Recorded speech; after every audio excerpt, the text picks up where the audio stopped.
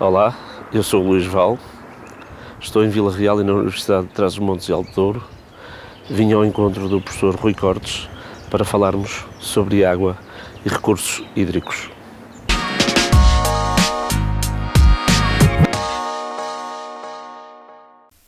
O meu convidado nasceu em Lisboa, mas era no concelho vizinho da Amadora, ou Porcalhota, como era então conhecida por muita gente, por ser o seu nome antigo, que vivia.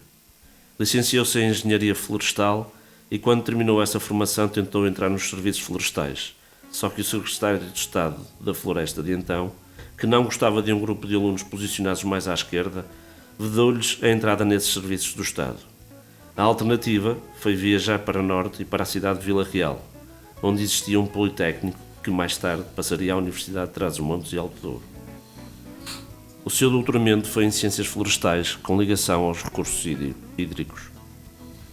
Rui Manuel Vítor Cortes foi docente na UTAD, onde exerce funções como professor catedrático no Departamento de Ciências Florestais e Arquitetura Paisagística. Permanece envolvido em projetos de investigação, sendo membro integrado do CITAB, Centro de Estudos em Tecnologias Agroambientais e Biológicas. O seu percurso académico e científico caracteriza-se pela dedicação ao estudo dos recursos hídricos, da ecologia aquática e da gestão sustentável dos ecossistemas fluviais, incluindo a restauração dos ecossistemas aquáticos. Enquanto investigador do CITAB, o professor Rui Cortes tem contribuído significativamente para o conhecimento sobre a monitorização de ecossistemas aquáticos, o papel dos bioindicadores, a ecologia de rios e ribeiras, a recuperação de habitats ripícolas e o impacto das alterações climáticas na biodiversidade. O seu trabalho abrange igualmente o desenvolvimento de metodologias de avaliação hidromorfológica, a implementação de medidas de mitigação em rios regulados e a promoção de práticas sustentáveis na gestão de bacias hidrográficas. Os seus trabalhos têm incidido na interação entre o meio florestal e o meio aquático, mais concretamente sobre o efeito dos incêndios florestais nos ecossistemas aquáticos. Neste âmbito, tem dedicado diversas técnicas de engenharia natural a nível de medidas de estabilização de emergência no pós-fogo, de forma a limitar os processos erosivos. Além da vertente científica, o professor Rui Cortes desempenha um papel ativo na vida pública e institucional. Foi presidente do Conselho Científico da Escola de Ciências Agrárias e Veterinária e membro do Conselho Geral da UTAD, representando atualmente o Conselho de Reitores no Conselho Nacional da Água. Participou ainda no Observatório Técnico Independente dos Fogos Rurais, criado após os fogos dramáticos de 2017, e que funcionou no seio da Assembleia da República. Tem contribuído para o debate sobre políticas ambientais, ordenamento do território, recursos hídricos e prevenção de incêndios.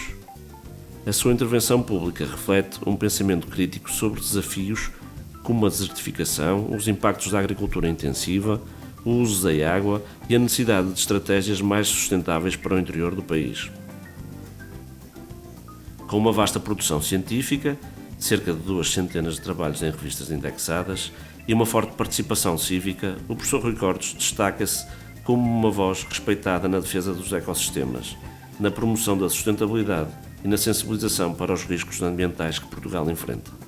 O seu contributo estende-se da academia à sociedade, assumindo um compromisso consistente com a preservação da natureza e a valorização do território.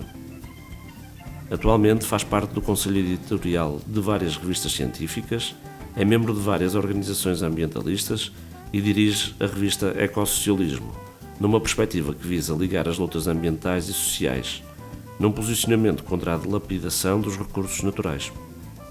Olá, professor Rui Cortes. Muito obrigado por aceitar o convite para esta conversa e por me receber no seu gabinete na UTAD. Professor, uma vida inteira dedicada à lecionação, à investigação e ao estudo do meio ambiente, da floresta, dos recursos hídricos, da fauna e da flora. Quando é que percebeu que essa seria a sua vida? Essa é uma pergunta muito interessante, porque, de facto, eu tive a minha licenciatura no Instituto Superior de Agronomia, em Lisboa, muito virada apenas para as questões da floresta, da produção florestal, portanto uma visão mais produtivista, não é? Em que o que interessava era aumentar a florestação com espécies de crescimento rápido, designadamente o eucalipto, mas também o pinheiro, portanto a florestação, portanto uma perspectiva em que as questões ambientais ou de ecologia eram um pouco marginais, apesar de termos, enfim, um professor que foi o principal responsável pela introdução em Portugal de uma disciplina que era a ecologia. A ecologia, na altura, por muito que agora seja um chavão e que toda a gente fala em ecologia, na altura era algo verdadeiramente inédito. O termo ecologia não se usava, nem o termo ecossistemas. Agora qualquer coisa é um ecossistema, o ecossistema económico, o ecossistema de transportes, e portanto eu sempre tive uma perspectiva de um pouco mais virado para as questões de verdadeiramente ecologia, não é, dos ecossistemas, e quando vi que realmente havia a possibilidade, ou quando surgiu a possibilidade de vir para Vila Real, até porque, como disse muito bem, eu não consegui entrar na altura da Direção-Geral dos Serviços Florestais, por questões claramente políticas, não só eu, mas como outros colegas, porque éramos ativistas na altura na vida académica. Portanto, eu vi aqui a hipótese de ligar mais, verdadeiramente, com as comunidades rurais, com a floresta, verdadeiramente. Aliás, na entrevista que tive, na altura, com o Diretor-Geral das Florestas, na altura, Diretor-Geral dos Serviços Florestais, que depois acabei por não ser admitido, nós éramos 12 alunos, na altura chamava Civicultura, no Instituto Superior de Agronomia, e eu fui o único que quis sair de Lisboa. Portanto, todos os meus 11 colegas ficaram em Lisboa. E ele até disse que era absolutamente inédito haver alguém que viveu em Lisboa, que é de Lisboa e que não quer ficar em Lisboa. Pois todos os meus colegas de curso, todos eles ficaram em Lisboa. E eu fui o único que, na altura, até estava para vir para outro sítio, Arcos de Valdevez, mas depois, como abriu o Politécnico, a oportunidade de vir aqui para o Politécnico de Vila Real, que depois foi transformado em universidade, eu acabei por me aproximar, de facto, da floresta. Era aqui que havia floresta, aqui no norte, e a questão dos recursos hídricos surge porque eu sempre adorei rios, fiz várias descidas de rios e portanto, de facto, enfim, o civicultor, ou engenheiro florestal, como agora se diz, está também muito ligado às questões, tradicionalmente, às questões da água. E portanto, eu aqui tive a oportunidade de, ao vir para Vila Real, também uma das questões que me agradou muito, foi o facto de não ter ninguém a mandar em mim. Enquanto que em Lisboa e nos outros sítios há tradicionalmente, que as universidades são muito conservadoras, há uma hierarquização muito grande. Eu aqui realmente não tinha ninguém a orientar-me, o que era, enfim, que me obrigava a ter um espírito de iniciativa. Por outro lado, tinha uma ampla possibilidade de fazer o que queria. E, portanto, liguei muito sempre a minha atividade ligada à floresta com as questões dos recursos hídricos. E cada vez mais me aproximei mais dos recursos hídricos, a nível da fauna, da flora, de tal maneira que muita gente pensava que eu era biólogo. Aliás, todos os biólogos me tratavam como se fosse um deles e desconheciam, muitos deles ficavam admirados, porque após uns anos descobriam que eu era engenheiro florestal. E portanto, foi um pouco aquilo que surgiu nesta minha viagem para Vila Real, o que não foi fácil, porque enquanto que em Lisboa eu tinha um meio de colegas de esquerda que participámos nas lutas académicas, vim aqui para um meio profundamente conservador, uma universidade na altura Politécnico, altamente conservadora, em que, enfim, a maior parte, vamos lá, 4/5 do corpo docente eram retornados, portanto, com um espírito muito negativo relativamente a quem não fosse dessa área. Aliás, a própria direção da Universidade, os primeiros reitores, os elementos da Comissão Instaladora do Politécnico e depois da Universidade, todos eles eram retornados e era muito difícil entrar naquele meio, portanto, muito de direita, e eu tive, de facto, problemas grandes aqui de início, e que realmente, enfim, me levaram também a ter geralmente uma posição muito contestatária dentro da própria universidade, porque a universidade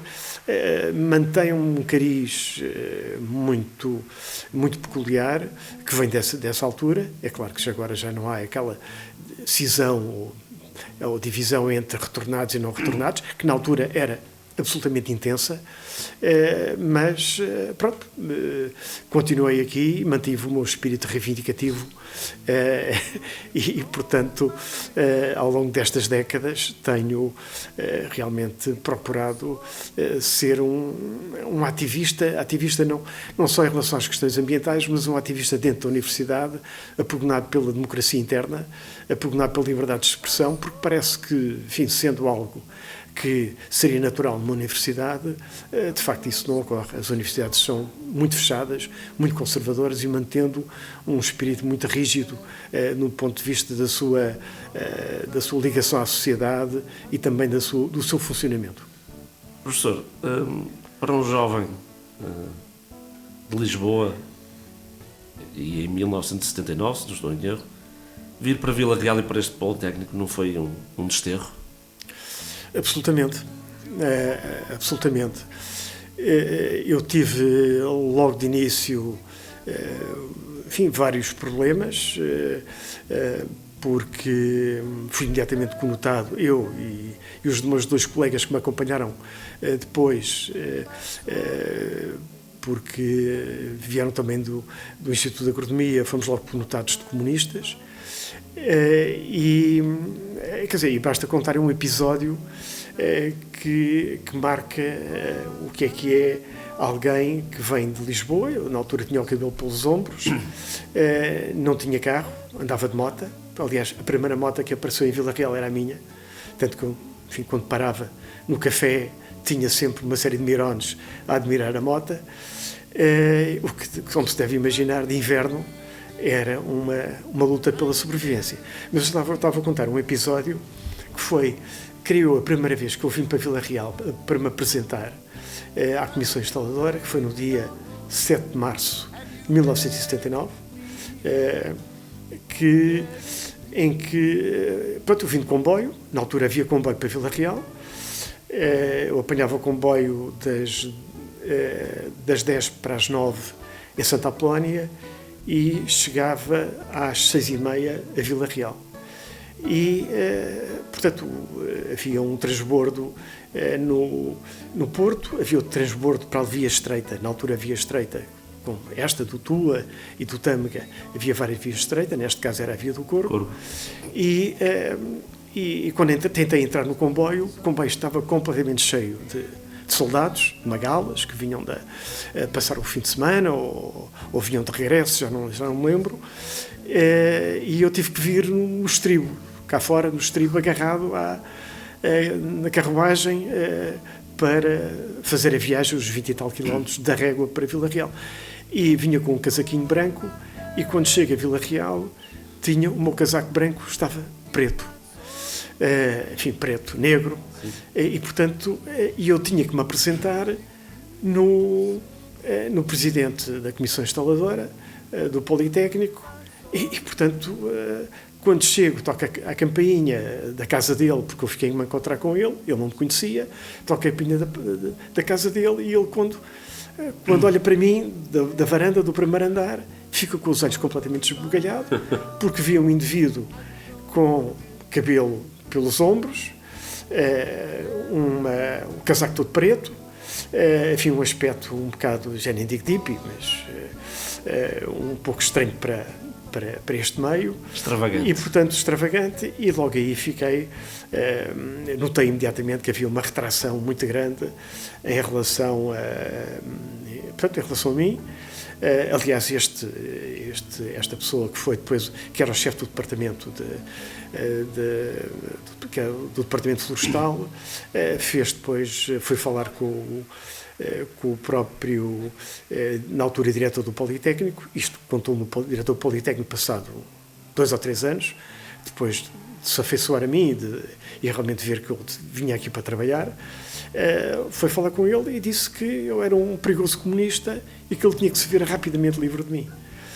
E, portanto, foi a minha chegada e os meus primeiros tempos, que foram muito difíceis, porque, aliás, basta dizer isto, que as primeiras raparigas a saírem sozinhas e ir ao café, na altura a Gomes, que era o café, ainda continua a ser o café aqui no centro de Vila Real, portanto, quer dizer, as raparigas não saíam sozinhas sem um rapaz, ou seus pais, sim, para ir ao café. E as primeiras a fazê-lo eram as alunas aqui do Politécnico, e, portanto, mostra realmente o espírito que havia aqui em Vila Real. O que me levou a ficar no meio disto, pode-se perguntar, mas, enfim, porquê é que ficaste em Vila Real? Por uma razão muito simples.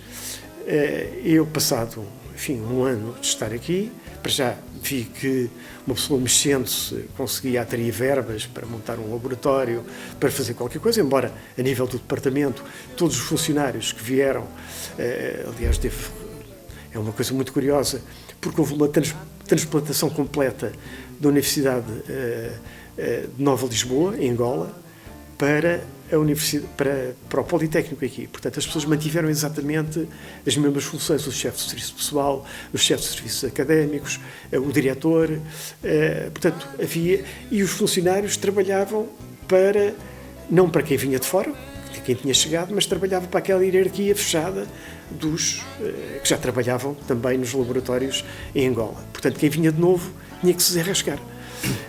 Mas, na altura, o Politécnico tinha, e depois a Universidade, que passou primeiro por Instituto Universitário, tinham um acordo com a Holanda, com os Países Baixos, e tinham um acordo com universidades americanas.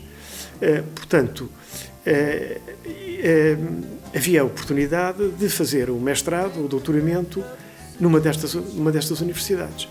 E reparei que, enfim, o diretor do Politécnico, da altura, o professor Lima Pereira, andava a bater às portas dos gabinetes, a dizer quem quer ir para a Holanda, quem quer ir para os Estados Unidos, para a Universidade de Cornell ou para outras universidades, enquanto que em Lisboa, uma pessoa para ter a oportunidade de fazer o mestrado, na altura nem sequer havia mestrado em Portugal, mas para fazer o doutoramento fora, ou o mestrado, enfim, lá fora, enfim, tinha que se colocar numa fila imensa e tinha que estar sujeito a ser abençoado pelo seu chefe hierárquico, etc. E aqui pediam-nos, por favor, para a gente aproveitar as bolsas de estudo que havia para irmos para lá.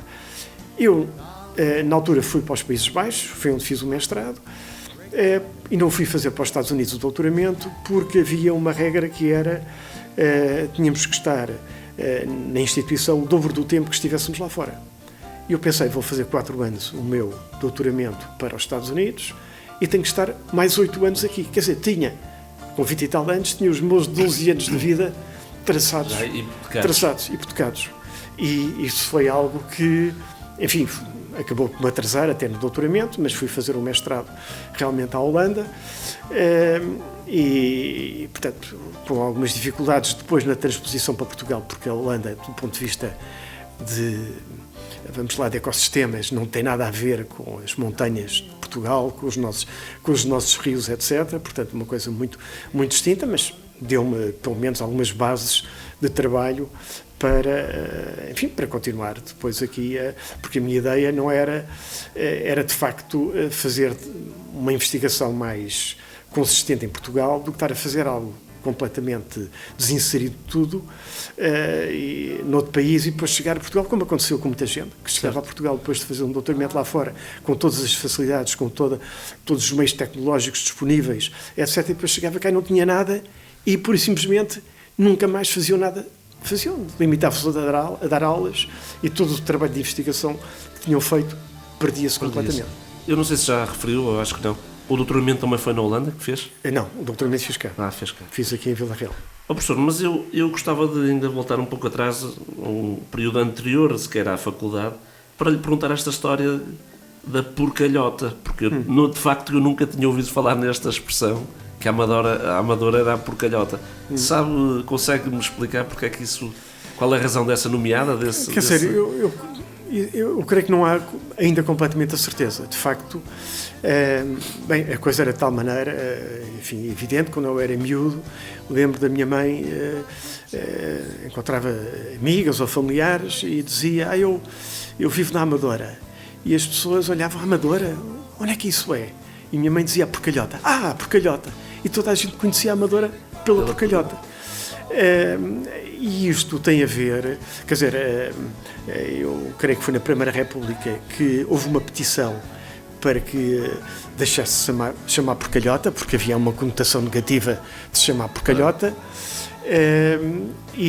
mas de facto era isso que era conhecido, e depois essa petição foi, creio eu, ao Manuel Arriaga, foi o primeiro Presidente da República, em Portugal, e ele aceitou a petição e, portanto, a partir daí mudou para a Amadora. Aliás, a própria estação ainda tenho fotografias da estação da Amadora de comboios a dizer porcalhota. E isso tem a ver, já agora, quer dizer, qual é a origem disso? Eu penso que tem a ver com o facto de haver, de viver na Amadora, o Conde de Porcalho. E esse, que curiosamente, ainda me lembro da casa da família dele, dos descendentes, que até era relativamente perto da casa dos meus pais, e pronto, e de facto a porcalhota penso eu que terá vindo daí, enfim, uma ligação com a família mais importante, que era a família do Conde de Porcalho. Muito bem. Quando convidei o professor Rui Cortes para esta conversa, a minha intenção era falarmos sobre a água, esse elemento essencial à vida necessário para a grande maioria das atividades humanas. Bem sei que aquilo que acabo de dizer é um lugar comum, mais do que gasto, mas ainda assim não deixa de ser verdade. Assim sendo, e porque também considero que é impossível falar sobre as ruralidades em Portugal e sobretudo, o quanto de novo vai acontecendo, sem falar da relevância vital que é a água e os recursos hídricos são para a sobrevivência desses universos. Professor, em Portugal, aliás como no resto da Europa do Sul, as alterações climáticas têm-se traduzido num conjunto de fenómenos violentos, tais como precipitações intensas, cheias, inundações, vendavais, ciclones e tempestades de vento, secas, incêndios tremendos, entre outros. Ao mesmo tempo, a percepção que existe, que eu tenho e que vemos espalhada nos média, é de que vivemos permanentemente em risco de secas estivais e infernais, agravadas pelos incêndios assombrosos que ciclicamente devastam os territórios, ou então de tempestades diluvianas e de vento que destroem e matam tudo na sua passagem. Estamos perante um novo normal? Creio que sim. Estaremos certamente cada vez mais sujeitos a estes fenómenos hidrológicos extremos, quer cheias, como as tivemos este ano, aquele comboio de tempestades, e também alternados com períodos de seca que vão ser cada vez mais extensos em termos de duração. Isto é, não se verifica atualmente em Portugal, de maneira muito clara, uma diminuição da precipitação.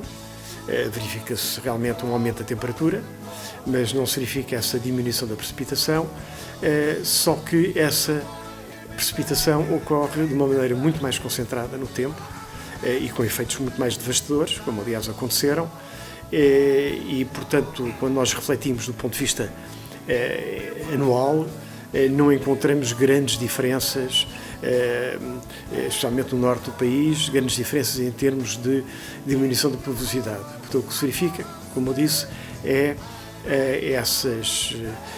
essa maior intensidade em períodos curtos, e que naturalmente se vão refletir em picos de cheia muito devastadores, como aliás aconteceram. E isto põe-nos uma questão que é exatamente como é que nós podemos lidar com esta situação. E o caminho que estamos a percorrer é um caminho na minha opinião, inverso àquele que devíamos seguir.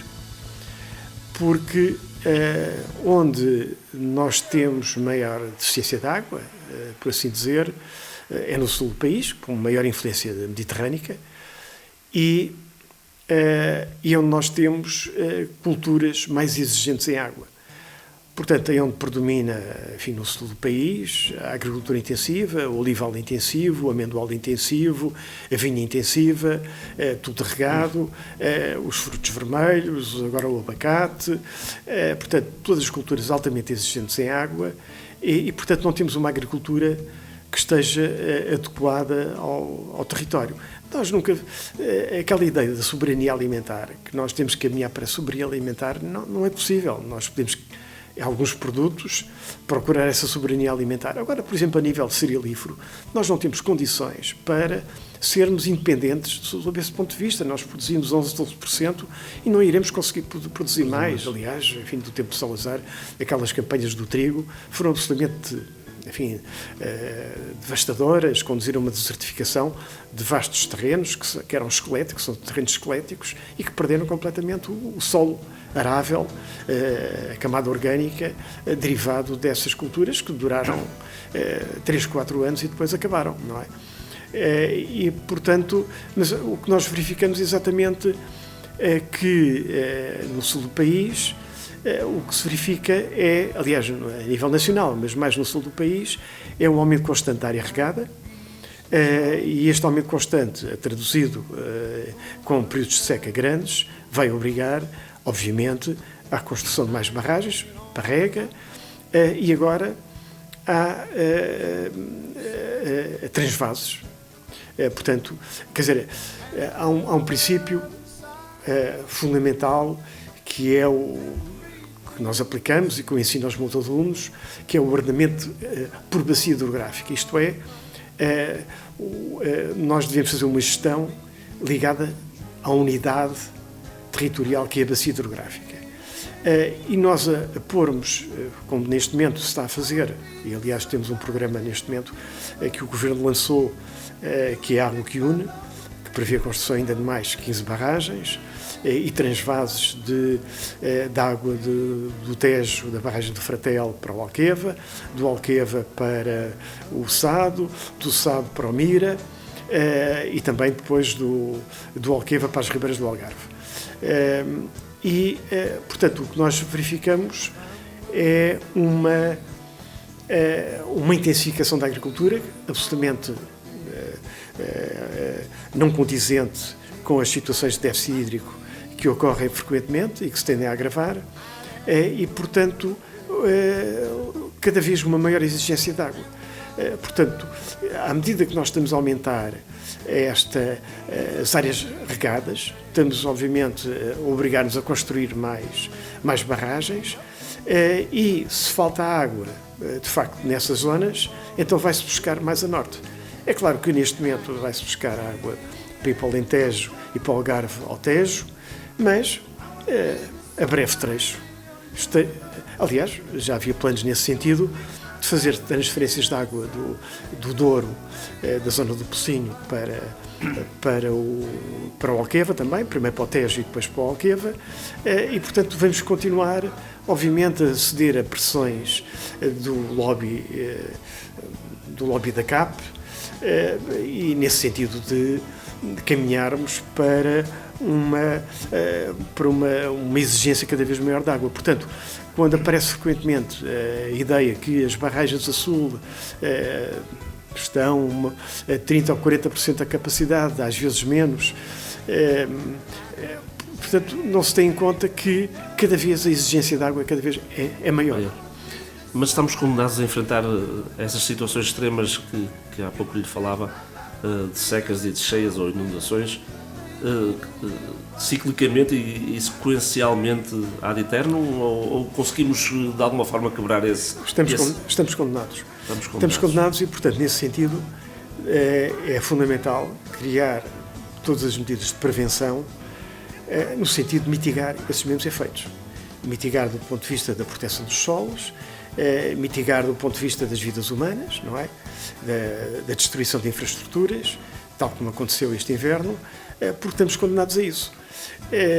Por isso é que temos os planos municipais de ação climática, que têm, porque neste momento a atitude, aquilo que se tem a fazer já não é a nível do Governo Central, definir as medidas, vamos lá, de defesa relativamente ao território e às populações, tem que ser já uma atuação local. E, portanto, é fundamental que estes planos municipais realmente sejam desenvolvidos. Aliás, eles deviam estar todos prontos até final de 2024 e um terço dos municípios nem sequer apresentou ainda esses mesmos planos. Portanto, tem que haver uma perspectiva que o cidadão e as autarquias locais têm que estar preparadas para enfrentar estas situações, porque cada vez vão ser não só mais frequentes, mas cada vez mais graves. E, portanto, eu estou a falar, neste caso, em relação à água, mas também em relação às temperaturas extremas, em que têm que ser criadas zonas verdes, zonas de abrigo, existem em relação aos fogos florestais, porque existem planos que são os condomínios da aldeia que procurem instruir as populações em zonas próximas de floresta para uma evacuação rápida e para abrigo, portanto, para se subtraírem a esse efeito desses fenómenos devastadores. E, portanto, enfim, é uma atitude que neste momento cabe a todo o cidadão. Todo o cidadão neste momento tem que ter um pouco consciência dessa situação. Eu lembro-me que aliás, uma das ideias de vir para Vila Real também foi viver numa moradia próximo de uma floresta, que sempre adorei florestas, mas neste momento ter uma casa próximo da floresta é um risco. É um risco. Deixou de ser algo bucólico, agradável, de olhar para os passarinhos, sentir o cheiro da floresta. Deixou de ser um imaginário, não é? Exatamente, deixou de ser esse imaginário e é algo que nós temos que ver como que pode se transformar num pesadelo tremendo. Num fogo que percorre tudo e que tudo vai destruir. Num recente artigo que escreveu no Le Monde Diplomatique, edição portuguesa, no mês de março, a propósito das tempestades que assolaram o centro de Portugal no início deste ano, refere, e passo a citar, interiorizar a inevitabilidade destes eventos é um passo fundamental para reduzir vulnerabilidades, proteger as populações e promover uma convivência mais adequada com os ciclos naturais da água. Professor, na verdade aquilo a que continuamos a assistir, evento após evento, é o paradigma da eterna excepcionalidade. Ou seja, o professor chama-lhe a narrativa da excepcionalidade e acrescenta que o país não é surpreendido pela água. É um país que escolheu ignorar que vivemos em emergência climática. Quer discorrer um bocadinho sobre esta ideia? Exatamente. Quer dizer, nós estamos numa situação de ignorar enfim, este tipo de fenómenos. Aliás, viu-se o impacto que teve a destruição da floresta, as cheias terríveis que aconteceram, porque nós ignoramos que estes fenómenos estão previstos. Não sabemos quando é que eles vão ocorrer, mas sabemos que basta olhar para os ciclos meteorológicos para nós compreendermos que esta excepcionalidade, que nós chamamos de excepcionalidade, já faz parte das alterações climáticas e que se vai tender a agravar, porque tudo, enfim, mostra a temperatura do mar subiu já cerca de 2 graus centígrados.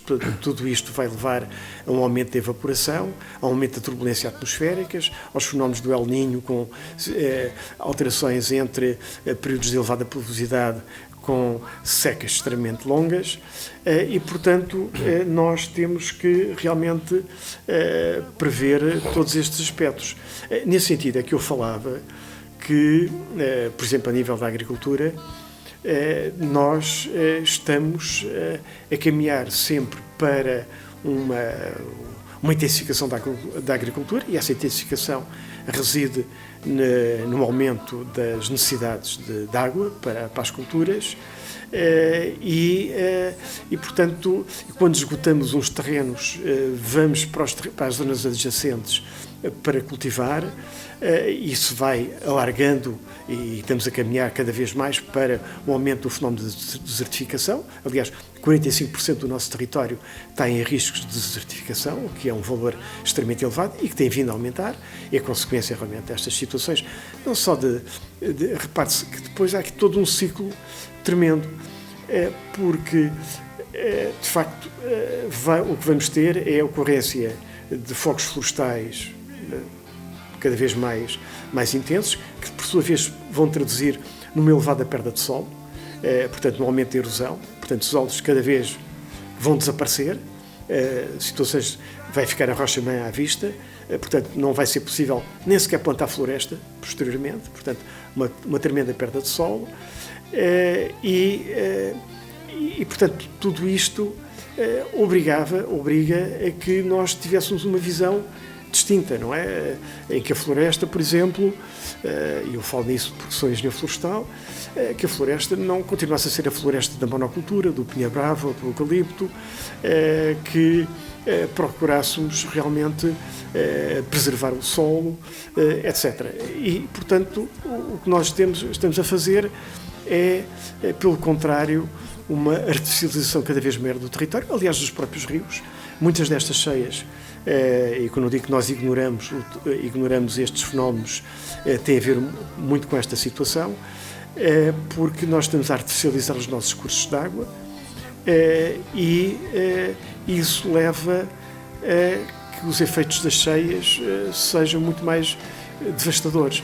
Não é só a construção em leito de cheia, que se verifica em muitas áreas, é também o facto de, nas zonas urbanas, os rios serem canalizados e, ao fim e ao cabo, estamos a reduzir o seu espaço para respirar e consequentemente, vão extravasar, vão adquirir grande energia. Estes rios canalizados têm uma elevada energia hidráulica e, portanto, o efeito que vão ter vai ser um efeito tremendo, aliás, como se viu no caso do Mondego, que também está, toda a parte do Baixo Mondego está artificializada e, portanto, está constrangida entre diques, e o poder destes rios é de tal maneira, portanto, que eram rios que, enfim, tinham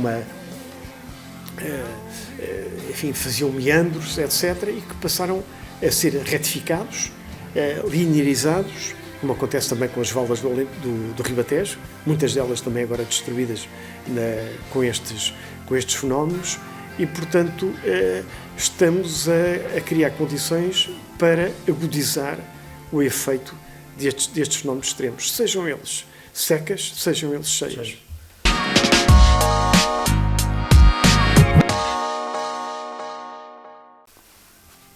Existe ou não uma impreparação crónica dos territórios, das autarquias, dos governos centrais face a estes eventos cada vez mais regulares ou maciços? O professor também refere isso no seu artigo do Le Monde, porque em Portugal, e tal como diz, há uma memória histórica bem documentada destes fenómenos extremos, com variações sazonais, mas o professor ao mesmo tempo também refere que essa memória é negligenciada sempre naquilo que são as decisões de planeamento em favor de outros interesses que se sobrepõem a essa memória. Sim, quer dizer, existe uma ideia bastante simplista, que é que se nós temos falta de água ou se nós temos situações de cheia, portanto a situação inversa, então nós podemos contrabalançar estes fenómenos hidrológicos extremos através de uma questão muito simples: devemos construir mais barragens. E portanto, aliás, a própria Ministra do Ambiente, quando se deslocou ao Baixo Mondego, imediatamente disse: temos a barragem de Girabolhos, que está parada desde 2007, vamos avançar com a barragem. Portanto, existe este simplismo que tudo se vai resolver. Vamos construir mais barragens, vamos, enfim, fazer mais obras hidráulicas. Há bocado falei nos transvases, que é, portanto, transferências de água de uma bacia para a outra. Portanto, que há sempre soluções tecnológicas capazes de evitar estes fenómenos. Portanto, é uma ideia extremamente agradável e simplista. É claro que essa ideia vai muito a reboque de interesses associados com a construção civil, obviamente, porque a construção de uma barragem implica, muitas vezes, grandes barragens. Nós chamamos de grandes barragens aquelas que têm uma altura superior a 15 metros, são muitas centenas de milhares de euros, e portanto, que estas situações se resolvem. O que não podemos esquecer é que, e estou a falar aqui no caso das cheias, é que nós podíamos ter, nós tivemos aqui à volta, atingiu-se quer no Douro, quer no Tejo, situações nos períodos críticos à volta dos 8 mil metros cúbicos por segundo. Isto, com valores destes, nós podíamos ter 3 ou 4 vezes mais barragens que os efeitos de cheia iam ser perfeitamente idênticos. O que estamos a fazer, isso também é benéfico, por algum lado, estamos a atrasar o efeito das cheias. Isto é, estamos a dar mais tempo às populações para se precaverem, para não serem surpreendidas, especialmente durante a noite, com água em casa e com situações dramáticas, aliás, como aconteceu em Valência. Aquelas cheias em Valência foram durante a noite, as pessoas não estavam preparadas, picos de cheia tremendos em que as pessoas, de repente, estão com água pelo pescoço, dentro de casa. Portanto, as barragens têm um efeito positivo neste sentido, amortecer o impacto inicial das cheias.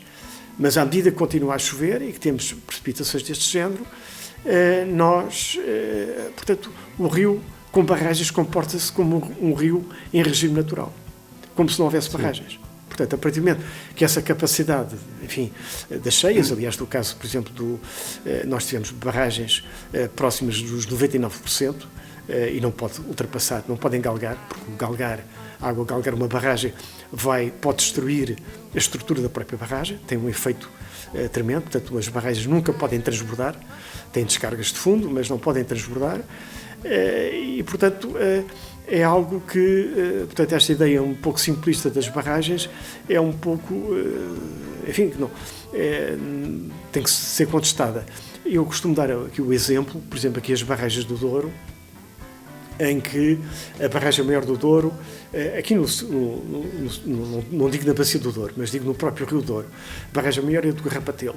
O Carrapatelo, com este tipo de caudais que nós tivemos agora, enche em 3 horas e meia. Em 3 horas e meia, esta barragem fica cheia. Isto é, não tem capacidade de aguentar mais água, tem que libertar a água, não é? E obviamente vai criar cheias para jusante. É claro que temos barragens, como o caso, a barragem do Baixo Sabor, ou a barragem de Fostua, que têm maior capacidade de armazenamento, não estão no eixo principal do rio. Estas são barragens a fio d'água, têm muito baixa capacidade de armazenamento. Mas mesmo essas barragens, mesmo estas agora foram construídas no Tâmega, com este tipo de precipitação, ao fim de 2, 3 dias ficam completamente cheias. Portanto, com fenómenos de precipitação recorrentes, não vão ter capacidade de absorção, atrasam o efeito da cheia, fazem aquilo que nós dizemos que é laminar o efeito da cheia, mas ao fim de algum tempo o rio comporta-se como em regime natural. Quer dizer, agora tem havido, e felizmente, tem havido uma boa articulação com a Espanha, coisa que não acontecia anteriormente, em que os espanhóis funcionavam de maneira completamente sem qualquer coordenação com as autoridades portuguesas. Agora isso já não acontece, existe uma boa sincronização, isso de algum modo também tem diminuído esse tipo de impactos, mas aquilo que eu queria salientar é exatamente isto, que não há soluções fáceis para isto e há soluções que muitas vezes vão a reboque de interesses, designadamente da construção civil, designadamente a construção de barragens ou de transvases, etc. Portanto, nós temos de estar precavidos do ponto de vista do ordenamento do território e não apenas da construção de barragens. Aliás, eu costumo dizer não, é verdade, nós teremos para cima de 10 mil barragens e açudes no território português, para cima de 10 mil barragens e açudes, das quais 230, grosso modo, são grandes barragens. E portanto a sua capacidade de conter este tipo de cheias é muito limitada. Aliás, o que nós temos muitas vezes é barragens a mais para, no caso das cheias, para para a precipitação que temos, porque, vou dar um exemplo, geralmente temos sempre falta de água. Agora não aconteceu isso, mas estamos a falar com a situação inversa, a situação de secas. Temos falta de água no Mira, na bacia do Mira. Depois as barragens que estão no Mira, e agora fala-se em construir mais uma ou duas barragens no Mira. As barragens existentes no Mira têm uma capacidade de armazenamento de água superior ao caudal médio anual. Portanto, fazer mais uma barragem num sítio onde as barragens que lá existem já raramente têm capacidade, a sua capacidade de armazenamento está muito acima dos caudais normais que se verificam num ano hidrológico normal. Fazer mais uma barragem a meio, ou acima ou abaixo, quer dizer, não vai dar mais coisíssima nenhuma, não é? Não é mais-valia nenhuma, não é? Não, mais-valia nenhuma. Ainda no mesmo artigo, a determinada altura, afirma: os efeitos das cheias aprofundam desigualdades já existentes. E aqui remete-me para a dimensão política, apesar de já termos estado a falar de política e de escolhas, mas, portanto, esta dimensão de decisão política que afeta diretamente, ou que vai fazer notar ainda mais essas diferenças que já existem nas sociedades.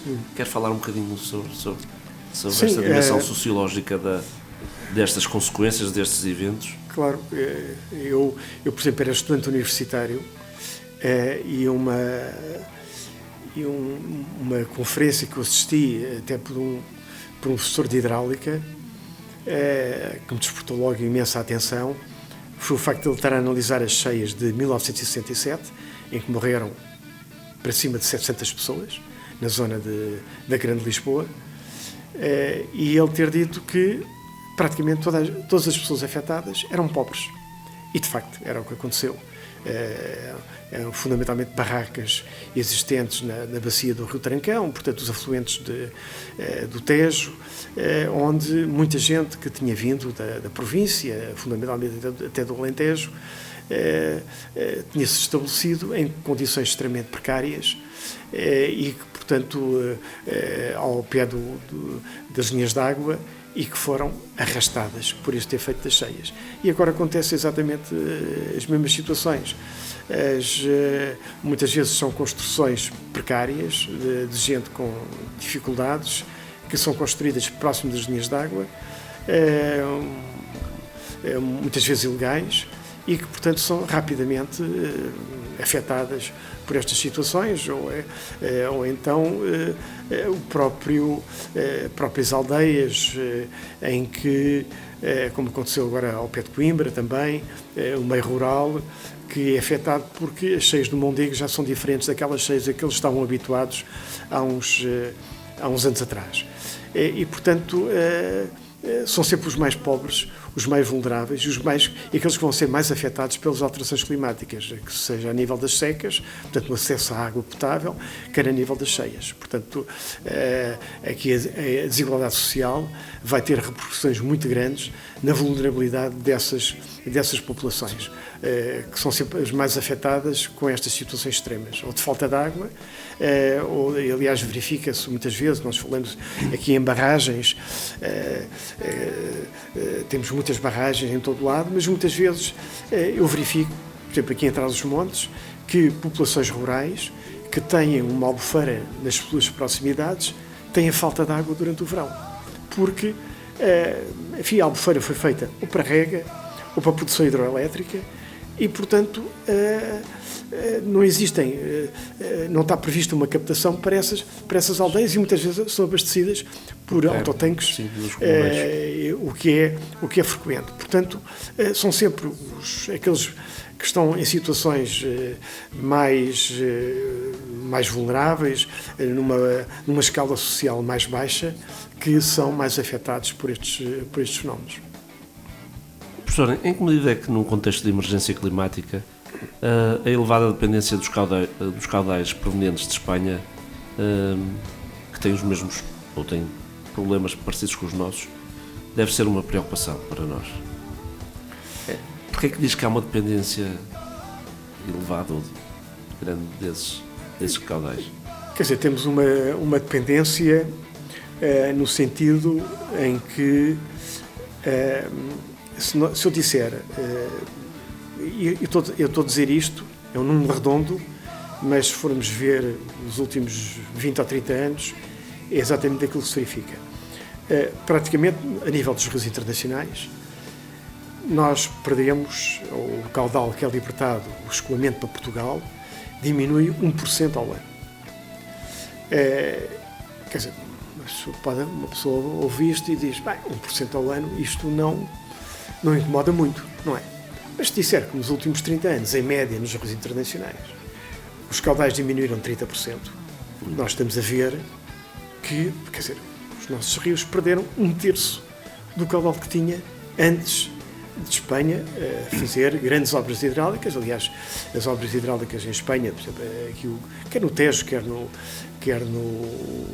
no Douro, estão muito ligadas com a agricultura intensiva.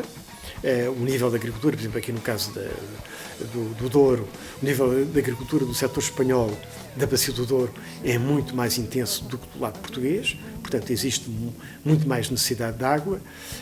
E, portanto, com esta construção e com esta absorção de água e transvase que se verifica entre bacias em Espanha, essas consequências negativas para Portugal, obviamente, se fazem sentir. E, portanto, é claro que nós temos um convênio, o Convênio de Albufeira, que regula estas transferências. Este convênio foi firmado em 1999, já foi revisto porque, ao princípio, este convênio era um desastre absoluto, que eu, aliás, manifestei aqui dentro da própria universidade, e eu tinha até um projeto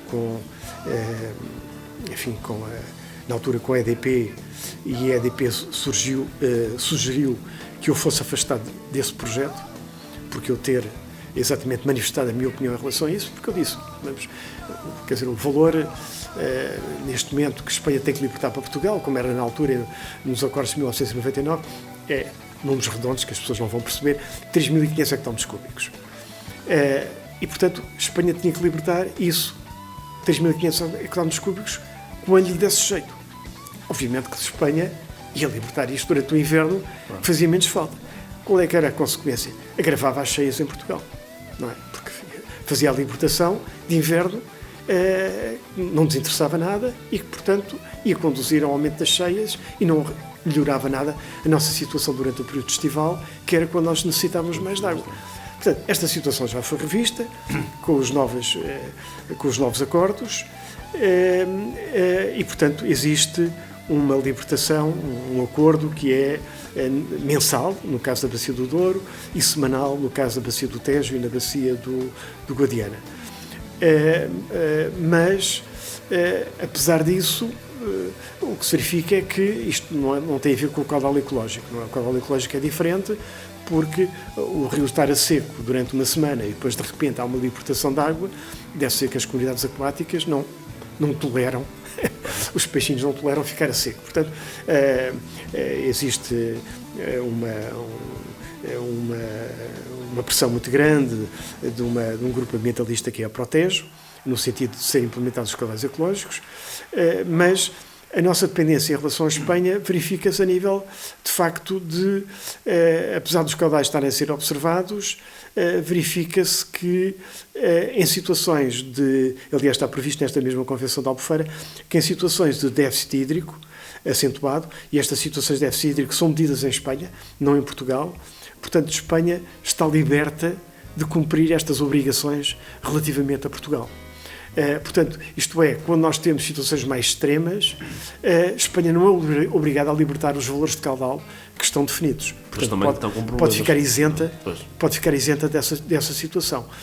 Agora, como eu digo, do ponto de vista médio, de valores médios de escoamento, estes valores têm diminuído nos rios internacionais. E, portanto, isso é preocupante pelo facto de termos menor disponibilidade de água, mas, por outro lado, não podemos esquecer, estamos a falar aqui em quantidade, mas temos também a falar em qualidade, porque essa agricultura intensiva que existe do lado espanhol leva uma grande carga de nutrientes, portanto, uma degradação da qualidade da água, aquilo que nós falamos em eutrofização, é o aparecimento de algas, de volumes algais, muitas delas tóxicas, que são oceanofícias, e, portanto, essa degradação da qualidade vai ter consequências muito grandes, obviamente, a nível do abastecimento para as populações, a nível da própria agricultura, com o excesso de nitratos, da água. Portanto, temos que ver os aspectos de quantidade e também de qualidade. Infelizmente, nós tínhamos uma comissão que fazia este acompanhamento da Comissão da Convenção de Albufeira, que é o nome genérico é CADC, que é a Comissão de Acompanhamento e Desenvolvimento da Comissão da Convenção de Albufeira, que não funciona há 10 anos para cá. Portanto, esta troca de informação e esta capacidade de interação, embora ela exista na altura das cheias, mas aquilo que se ia fazer em termos da qualidade da água não se tem verificado. Professor, o professor Rui Cortes é um barragista ou é um anti-barragista? Ou há aqui uma posição intermédia? É porque, de facto, aquilo que tenho-me apercebido, há uma tremenda disputa entre estas diferentes perspectivas de pró-barragens ou anti-barragem, com todas as qualidades e com todos os defeitos. E quer dizer, em que é que ficamos? Somos barragistas, as barragens são boas, as barragens são más, ou deve ser visto caso a caso? Como é que o professor vê esta... Se eu disser que, em média, estou a falar em valores médios, que a cada quilómetro e meio de rio, uma linha d'água, nós temos um açude ou uma barragem, em média, portanto mostra como é que as nossas linhas d'água, como é que os nossos ecossistemas aquáticos estão fragmentados. E isso tem, obviamente, consequências muito negativas do ponto de vista ecológico, porque as nossas espécies nativas praticamente desapareceram. Aliás, se nós olharmos para qualquer albufeira, o que nós temos é 99% de espécies exóticas. Agora aparece o peixe-gato, também já aparece aqui no Douro. Praticamente cada ano aparece uma nova espécie exótica. As espécies típicas da Bacia do Douro, neste caso, falando mais aqui da Bacia do Douro, mas também do Tejo, os migradores, desapareceram todos. Aliás, devo recordar que até aos anos 60, até ao início da década de 60, do século passado, o esturjão ainda vinha desovar ali para as zonas próximos da fronteira, não é? De Barca d'Alva, etc. Aliás, curiosamente, há um professor catedrático de Lisboa, que já morreu, que me contava que até os últimos exemplares de esturjão tinham sido abatidos a tiro, porque o esturjão é um peixe enorme, exatamente na zona de Barca d'Alva. Os últimos 4 exemplares, ele falou em 1964. Portanto, que havia indicações nesse sentido. Mas o que acontece é realmente que a nossa fauna foi completamente alterada pelo efeito das barragens. Portanto, temos uma quantidade tremenda de barragens. E, portanto, e com este, como eu disse, este desequilíbrio em relação às necessidades de aumentar as áreas de rega, aquilo que se faz é, naturalmente, construir mais barragens e, ainda por cima, fazer transvases e buscar agora a água a umas barragens mais a norte para levá-las mais para sul. Portanto, isto, do ponto de vista do ordenamento do território, é completamente errado. Isto, quer dizer, ao fim e ao cabo, as nossas necessidades ou as atividades exigentes em água devem estar compaginadas com as disponibilidades existentes. Portanto, e não ultrapassá-las. E, portanto, se eu não tenho água aqui, a mesma coisa, nós estamos aqui em casa, não tenho água aqui em casa, vou buscar água ao vizinho. O vizinho não tem água, vai buscar ao vizinho do lado. E, portanto, isto cria realmente um desequilíbrio do ponto de vista do ordenamento do território tremendo. Portanto, eu considero, não só eu, mas muita gente, que esta fragmentação dos ecossistemas aquáticos é extremamente negativa. Portanto, eu sei que ainda há não muitas décadas, havia responsáveis do ambiente em Portugal a dizer que tudo o que fosse uma gota de água para o mar era água perdida. E, portanto, ainda existe muito esta ideia que toda a água tem que ser armazenada, que não se pode perder, etc. Já vimos que isto é impossível. Mas o que é um facto é que a nossa sustentabilidade do território não pode continuar sem limites. Isto é, Isto é como as energias renováveis, não é? Ao fim e ao cabo, é necessário definir zonas limites para as eólicas, para os painéis fotovoltaicos, etc. E também em relação às barragens, é necessário definir, ou a área regada, mais concretamente, é necessário definir limites. Nós não podemos continuar a estabelecer, a continuar a fazer mais obras para aumentar a capacidade de armazenamento para exportar e, portanto, tornar estas culturas cada vez mais dependentes de ir buscar água para fora das respectivas bacias hidrográficas. Portanto, isto é extremamente errado. Eu devo dizer que em Portugal agora existe decorrente do Plano Europeu da Biodiversidade 2030, existe também o Plano Nacional de Restauro, que prevê, a nível da Europa, 20 mil quilómetros de rios livres e prevê também, para Portugal, o aumento da conectividade fluvial, isto é, em sítios onde haja barragens, e temos imensas, que não servem para nada, que existem lá, já nem se sabe quem é o dono. A situação em questão também é desconhecida, portanto não há sequer um inventário em relação a isto. Temos uma fragmentação tremenda no nosso território de barragens que não servem para nada e que têm um efeito negativo, como eu disse, a nível da fauna, e que é necessário realmente, na medida do possível, fazer portanto, essa diminuição da fragmentação, aumentando a conectividade fluvial e levando à desarticulação dessas barragens que vários países da Europa têm feito. Aliás, eu devo dizer que, por exemplo, só em Espanha 200 e tal barragens já foram eliminadas, cerca de 70 ou 80 na Bacia do Douro, porque não servem para nada e têm realmente um efeito negativo a nível do próprio sistema. Quer dizer, a diminuição do escoamento vai levar a um aumento de algas, especialmente em situações de eutrofização, portanto a qualidade da água vai se degradar, tem um efeito negativo a nível da fauna piscícola, etc. Portanto, nós temos que estabelecer um limite razoável, que na minha opinião já foi cedido, em relação à área regada, e temos que trabalhar no sentido de procurar remover as barragens que já não têm qualquer espécie de utilidade. E existe neste momento um programa para isso. Eu faço parte da Comissão de Acompanhamento do Plano Nacional de Restauro, que tem mais coisas, de habitats, etc., mas tem um plano específico para o aumento da conectividade fluvial, portanto a diminuição desta fragmentação através da eliminação de barreiras obsoletas, que aliás é o que acontece, repare-se, por exemplo, nos Estados Unidos é extremamente normal grandes barragens serem eliminadas porque já não têm condições de armazenamento, já não têm condições de armazenamento. Repare-se que nos Estados Unidos as grandes barragens foram feitas, muitas delas foram feitas no início do século passado. Em Portugal foram, a maior parte delas, feitas nos anos 50, 60. E as barragens têm um tempo de vida útil. E esse tempo de vida útil é determinado por quê? É determinado pela capacidade de armazenamento. Repare-se que se essa capacidade de armazenamento diminui, as barragens deixam de ter qualquer utilidade. E como é que essa capacidade de armazenamento diminui?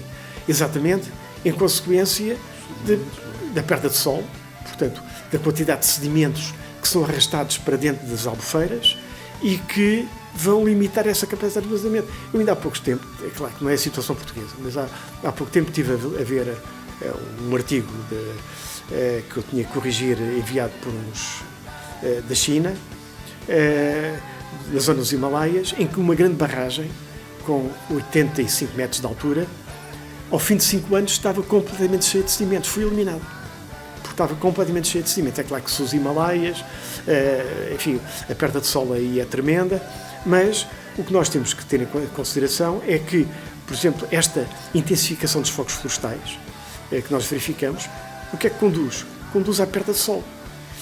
E onde é que vai parar o solo? Onde é que vão parar esses sedimentos? Vão parar ao interior das albufeiras.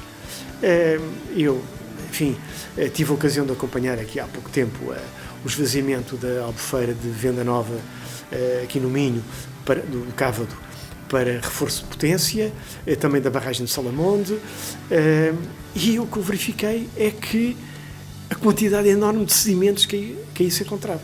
Portanto, nós não podemos pensar que as barragens duram para sempre, porque com a situação que se verifica de rápida, como disse, de grandes perdas de solo e o seu arrastamento para o interior das albufeiras, estamos a diminuir a capacidade de armazenamento e, portanto, logicamente, consequentemente, estamos a diminuir a vida útil das barragens.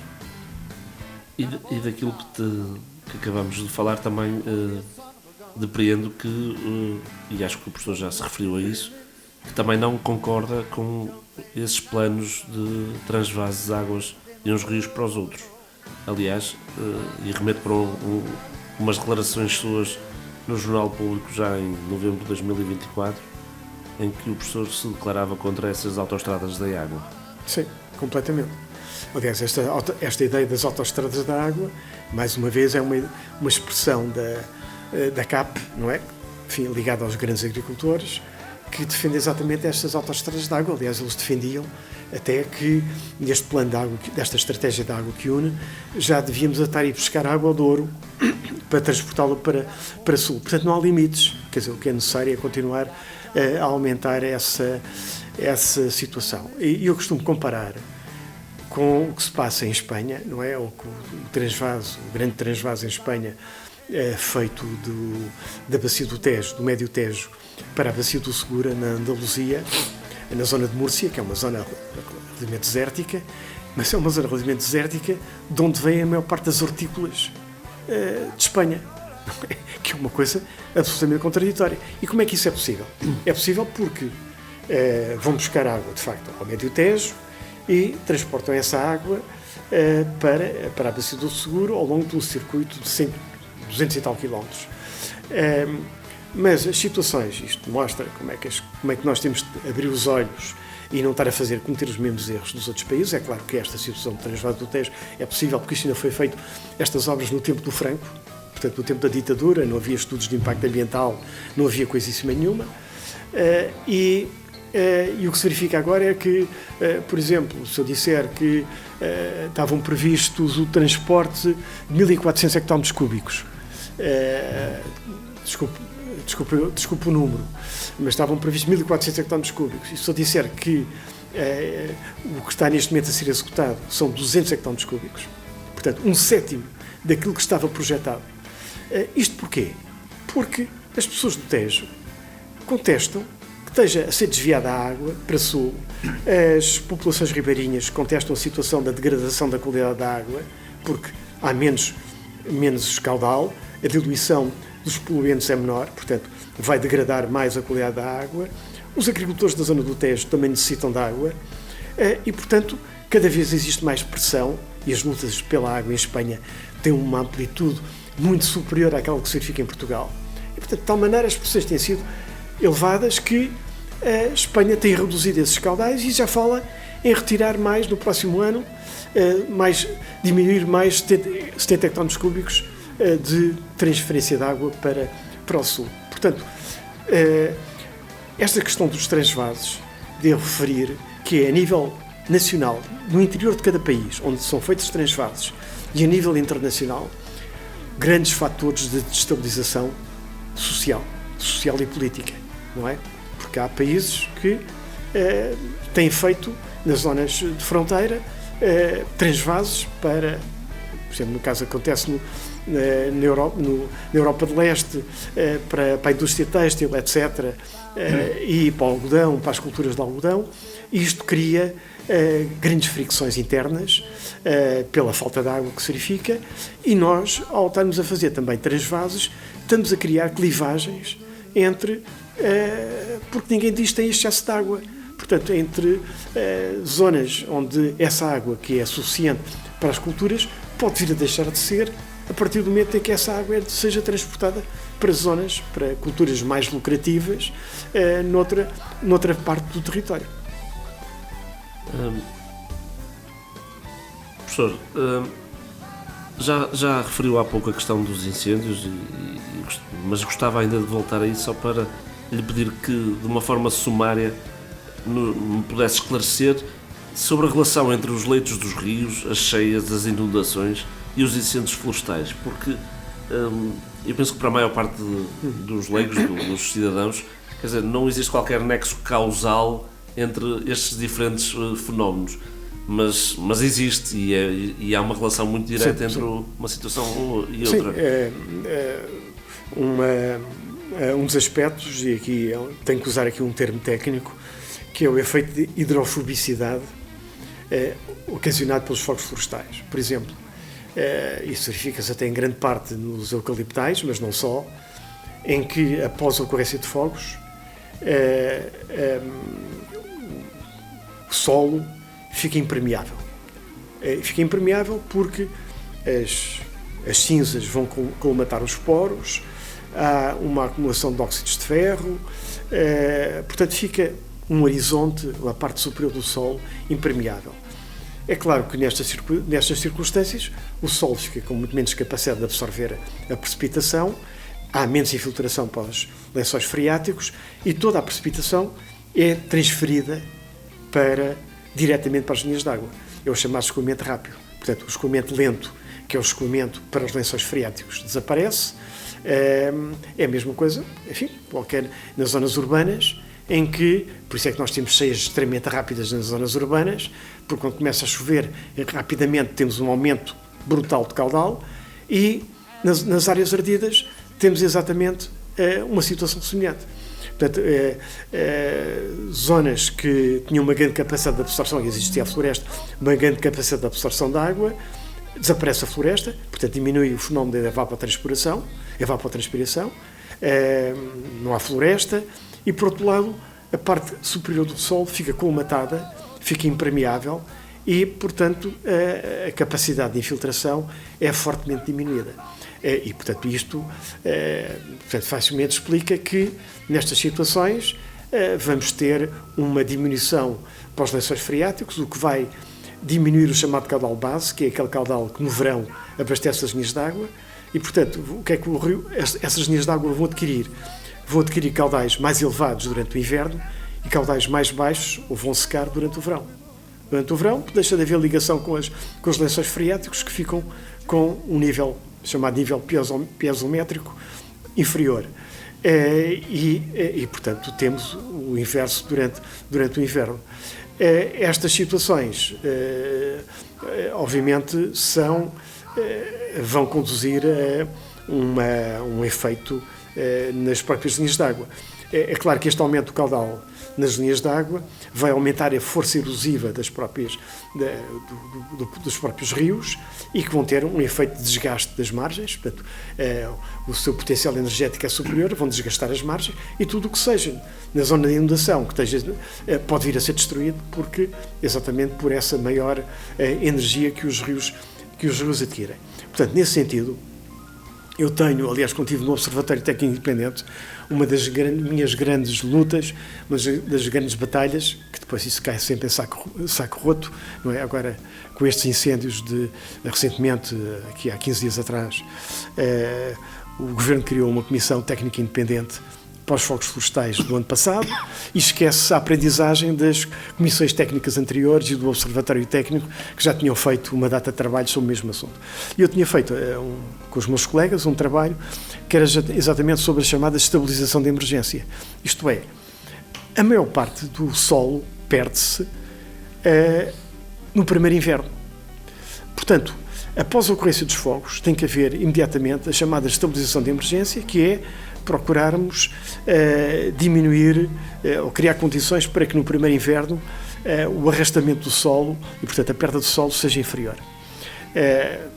Com várias medidas para tentar aumentar a capacidade de infiltração, seja, por exemplo, triturar os detritos lenhosos e espalhá-los sobre o terreno, criar zonas de contenção para acumular o solo, enfim, evitar que exista essa perda de solo. Porque essa perda de solo vai ocasionar realmente uma menor capacidade da bacia para absorver esse solo e, ao mesmo tempo, esses sedimentos são depois, como eu disse, arrastados para as linhas de água, bloqueando as linhas de água e aumentando a pressão sobre as margens, não é? E destruindo as próprias margens, ou então vão-se acumular nas albufeiras com o efeito também que eu já mencionei da diminuição da capacidade de armazenamento das albufeiras. Portanto, os fogos florestais ou técnicas agrícolas incorretas que potenciem essa perda de solo vão ter consequências depois bastante mais graves, designadamente aumentando o efeito das cheias, quer através da impermeabilização dos solos, quer através da colmatação das linhas de água que criam bloqueio à circulação da água. Professor, existe Não sei se percebeu. Sim, percebi. Obrigado pela explicação.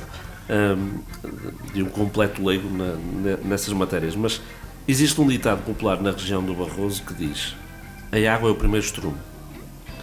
Para mim, enquanto antropólogo, este ditado significará que, para além do tremendo valor da água no processo natural, biológico, de cultivar a terra, a água tem uma relevância social e cultural talvez inigualável, pois é o elemento vital para a sobrevivência e manutenção dos indivíduos, das famílias e das próprias comunidades nos territórios que ocupam. Professor, como é que caracteriza os recursos hídricos desta região transmontana? Bem, quer dizer, os cursos de água estão completamente transformados, porque, enfim, basta olhar aqui para o Rio Douro. Continuamos com programas de instalação de mais barragens. Recentemente tivemos aqui as 3 barragens do Tâmega e, portanto, esta zona toda do Douro é onde o potencial hidroelétrico é superior.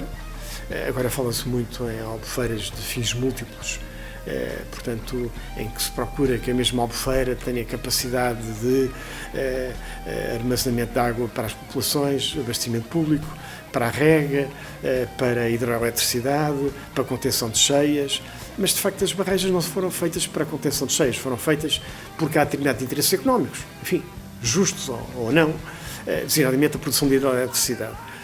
Agora, tudo isto, até o potencial hídrico que tem toda esta zona de Trás-os-Montes, levou exatamente ao seu grande aproveitamento para fins da hidroeletricidade. Isto transformou completamente os nossos recursos hídricos. Quer dizer, nós tínhamos o último rio selvagem da Europa, que se falava, que é o último rio selvagem, que não é verdade, que era o rio Sabor, não é? O rio Sabor, neste momento, tem na parte terminal 2 grandes barragens, que é a barragem do Baixo Sabor e a barragem do Feiticeiro, que funcionam, que são barragens reversíveis, não é? Com um sistema de bombagem. Portanto, quer dizer, este potencial hídrico extraordinário, portanto, está de algum modo fortemente artificializado e portanto, de algum modo, também, do ponto de vista positivo, é que permite que esta região forneça eletricidade através das barragens a todo o país, não é? A questão que tudo isto tem impactos, não é? Se por um lado existe um aspecto positivo que é esse do seu potencial hidroelétrico, do ponto de vista negativo temos o facto que as barragens são construídas nos vales e geralmente vão submergir os melhores terrenos agrícolas. Por exemplo, uma barragem de Foz Tuga, uma barragem de Sabor, o regolfo, que nós chamamos de regolfo, que é o comprimento da albufeira, são cerca de 40 km. São 40 km de terrenos, bons terrenos agrícolas, que ficaram submersos, que levaram à deslocalização das populações, sem que o interior, sem que os meios rurais tenham benefício disso. Agora, verifica-se, desde há 10 anos para cá, que 3% do lucro das barragens é transferido para as autarquias locais. Mas, até há 10 anos atrás, isso não acontecia. E é apenas 3% desses lucros. Muitas vezes as autarquias locais, enfim, espero que não seja sempre o caso, mas muitas vezes utilizam esse dinheiro para fazer rotundas, etc. Agora, não estou a dizer que isso aconteça sempre, sim, naturalmente tem também benefícios para as populações, mas as populações mais diretamente afetadas, aquelas que viviam da agricultura nessas mesmas zonas, que dependiam do minifúndio, de terrenos férteis dessa zona, viram a sua vida completamente transformada. Aliás, a nossa história da construção de barragens, tal como em relação ao repovoamento florestal no tempo de Salazar, é uma história de lançar as pessoas para a imigração. Expulsar as comunidades. Aliás, aquele filme, O Vilarinho das Furnas, não é? Em que se mostrava exatamente, ainda me lembro do governador civil, quando as populações estavam junto do governador civil a dizer: deram-me uns tostões só pelo meu terreno, o que é que eu vou fazer disto? E ele a dizer: ouça lá, nós estamos neste momento, temos uma guerra em África, estamos a lutar contra os terroristas e agora vêm-me aqui por causa dos tostões. Quer dizer, o desprezo com que o governador civil encarou as pessoas que foram desapossadas, e a maior parte delas, aliás, um trabalho que mostra isso, que a maior parte delas emigraram, mas essa tragédia de algum modo refletiu-se muito no território transmontano, sem que as populações tenham lucrado. Quer dizer, o que devia acontecer, pelo menos no mínimo, é para quem viva no interior, que tem uma maior capacidade de produção de energia hidroelétrica ou eólica ou térmica, pelo menos a energia devia ser mais barata, exatamente como um veículo atrativo e como uma medida compensatória relativamente a essas situações. Agora, do ponto de vista político, nunca houve um centralismo tremendo e um desprezo completo pelas populações do interior e pelo modo de vida dessas populações. Professor, a propósito dessa sua afirmação, como é que lê, como é que interpreta esta atual disputa entre os municípios do Douro Superior com o Estado e com as empresas privadas relativamente ao pagamento de impostos daquelas 6 barragens? Não sei se está a par desse Sim, caso. Estou a par, acompanhei essa situação, que foi disputada exatamente por uma associação de moradores de Miranda do Douro, e que mostra exatamente como é que as populações, neste caso as populações através das autarquias, são completamente desprezadas nestes negócios. Quer dizer, a venda de bens por centenas de milhões de euros. Foram 6 barragens que estavam em causa, o não pagamento de impostos relativamente à venda destas 6 barragens. Quer dizer, enfim, qualquer cidadão que tenha uma casa paga o imposto de venda da sua habitação. Como é que é possível que 6 grandes barragens na região do Douro tenham pago zero em relação a isto? Portanto, é uma coisa perfeitamente escandalosa, e o Fisco apenas atuou por pressão dos tribunais, porque o Fisco, não procurou reaver esse dinheiro, e, portanto, é um dos exemplos em que, além das populações não terem sido, vamos lá, ressarcidas dos prejuízos decorrentes na altura da construção das barragens, também, mais uma vez, não tiram qualquer benefício de um negócio de milhões de euros que é feito à sua vista e que, enfim, ultrapassa todos os limites, porque são bens que, como eu disse, de milhões de euros, de muitos milhões de euros, em que passa da EDP para a energia e que sem pagar qualquer imposto. Mas como é que se compreende ou como é que se entende que o próprio Estado, neste caso os governos, parece que estão mais do lado do privado, não é?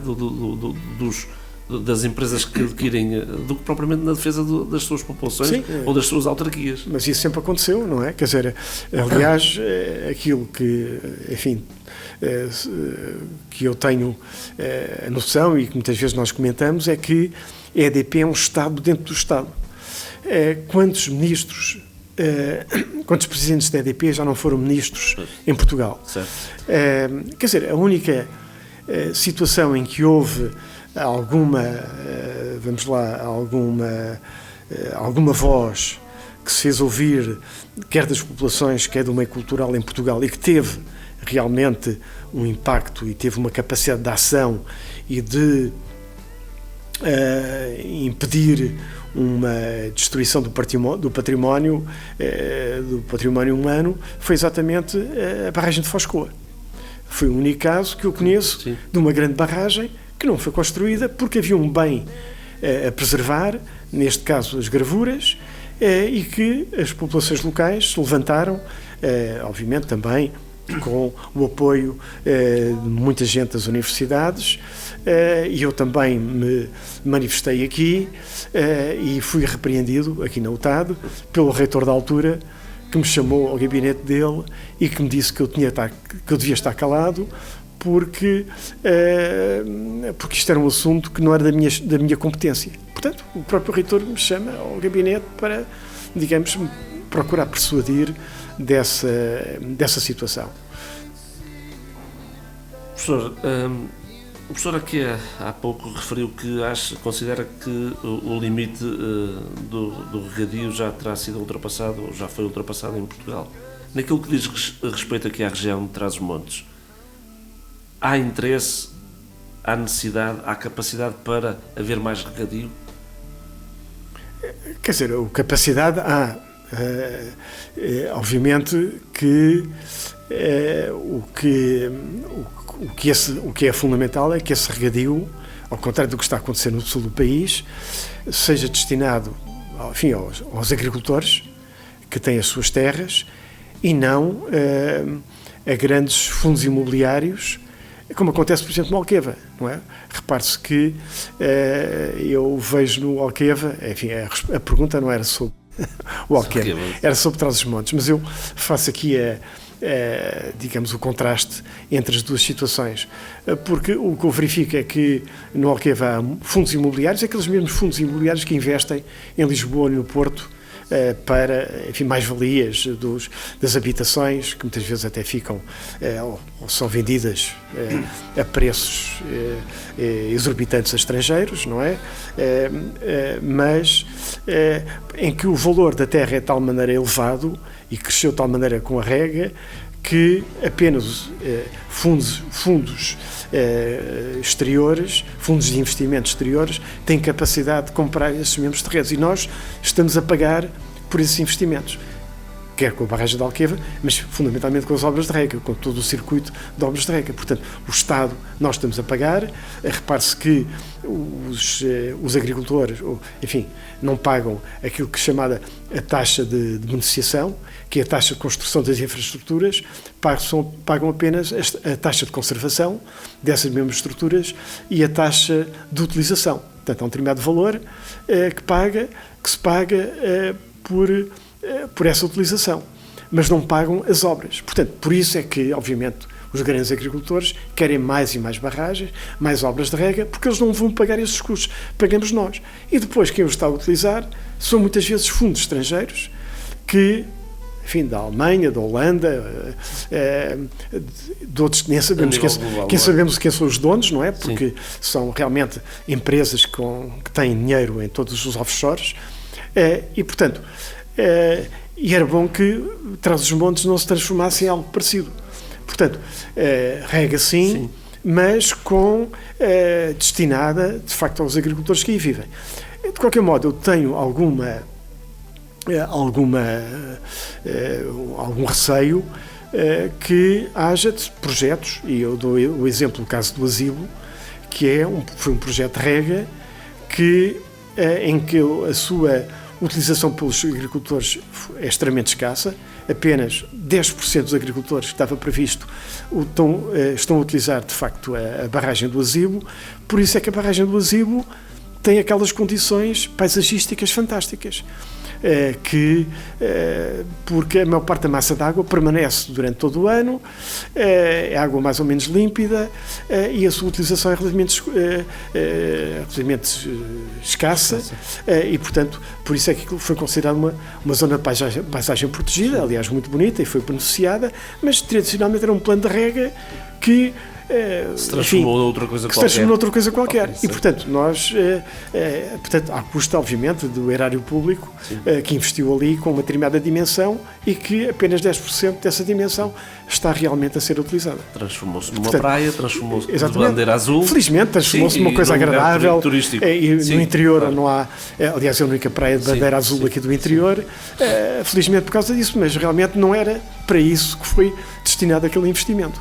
Professor, já estamos com o tempo avançado, vamos mudar de assunto. Para além de várias outras colaborações, o professor Rui Cortes é diretor de uma publicação, a revista Ecossocialismo. Quer-me falar um pouco desse projeto? Sim, a revista Ecossocialismo surgiu de uma maneira, enfim, de um grupo de gente que se conhecia, das lides políticas de esquerda, e surgiu de uma maneira que nós vimos, quer dizer, não só a ideia da revista, mas a ideia do próprio ecossocialismo. Depois foi constituída uma rede ecossocialista, a rede ecossocialista à qual neste momento pertence a revista, por se ver realmente que as questões do trabalho, das questões sociais, muitas vezes estão separadas das lutas ambientais, quando de facto toda esta situação enfim, o extrativismo que se verifica, por exemplo, agora a mineração aqui a exploração das terras raras aqui na zona de Trás-os-Montes, do Barroso tem sido o caso mais evidente, mas não pode ser separado esta necessidade que é o capitalismo, que é do crescimento contínuo, o crescimento de maneira desregrada e sem olhar ao território, para as questões de facto da natureza, porque enfim, os grandes desastres ambientais estão muito associados com estas questões da exploração desregrada, a destruição dos ecossistemas, etc. E, portanto, nós vimos que era necessário fazer uma ligação entre as questões ambientais, as lutas ambientais e as questões sociais. E elas têm andado, de modo geral, separadas.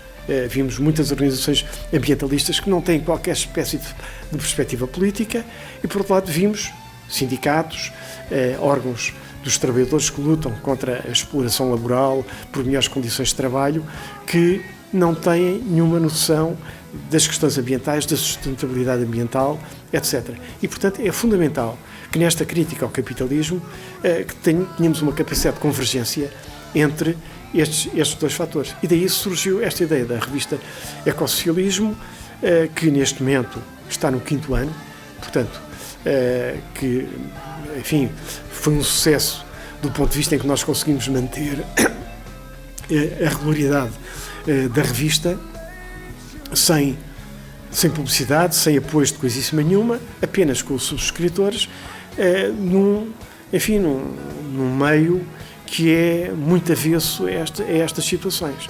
E, portanto, nós temos estado, enfim, sou diretor, mas diretor é uma expressão, faço parte de um grupo de trabalho que está envolvido nesta ideia e que a temos conseguido manter. Ia-lhe perguntar a seguir o que é que era o ecossocialismo, mas na sua resposta já acabou por apresentar o projeto e um pouco do que é essa perspectiva ecossocialista. Professor Rui Cortes, para acompanhar esta conversa escolheu Eric Clapton como banda sonora. Quais foram as razões para essa escolha? Bem, essa será uma pergunta será a pergunta com a resposta mais difícil, porque eu realmente sou um melómano, estou sempre a trabalhar, quando estou a trabalhar estou sempre a ouvir música, vou a concertos, frequentemente vou a concertos musicais com alguma regularidade, e sempre gostei de rock, desde os meus tempos da música punk, e neste caso o Eric Clapton não é de música punk, mas faz muito bem a ligação entre os blues e o rock, e eu lembro-me que tinha talvez uns 13 anos, e houve um primo meu que me deu a ouvir o Eric Clapton e disse-me: este é o melhor guitarrista do mundo. Eu gostei imenso daquilo, eu tinha 13 anos e gostei imenso. E ao longo destas décadas, o Eric Clapton, que já está um bocado surdo, tem produzido, enfim, obras fantásticas. Eu só tive a oportunidade de ir a um concerto dele quando ele veio em Lisboa, creio que foi a única vez que ele atuou em Portugal. E pronto, continua até há pouco tempo a fazer uma ligação até neste momento com o jazz, e portanto uma música muito de fusão, E por outro lado, é uma pessoa que eu acho que é muito genuína. Ele tem uma autobiografia em que ele se expõe como ninguém. Portanto, mostra as suas fragilidades, os problemas que teve com as drogas, com a vida difícil que teve em várias situações, que ele dizia muitas vezes que não percebe como é que há espectadores que vão aos concertos dele porque ele está completamente bêbado e como é que as pessoas gostam. Portanto, ele, aliás, criou uma associação também numa ilha de desintoxicação, e ele sofreu muito com essas questões. E, portanto, eu leio várias biografias de músicos, e nenhuma delas me surpreendeu tanto como esta do Eric Clapton, exatamente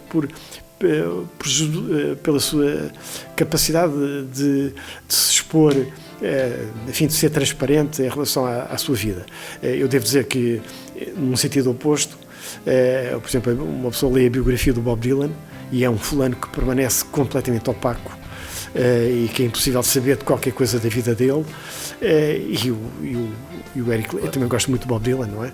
Mas o Eric Clapton é exatamente o contrário, e essa música de fusão que ele faz entre os blues, o jazz e o rock, sempre adorei. Muito bem. Professor Rui Cortes, quero uma vez mais agradecer-lhe a disponibilidade para esta conversa. Muito obrigado. Obrigado, Bill. Terminamos assim mais uma nova conversa rural, sabendo que regressaremos com novos convidados e outros temas. Muito obrigado.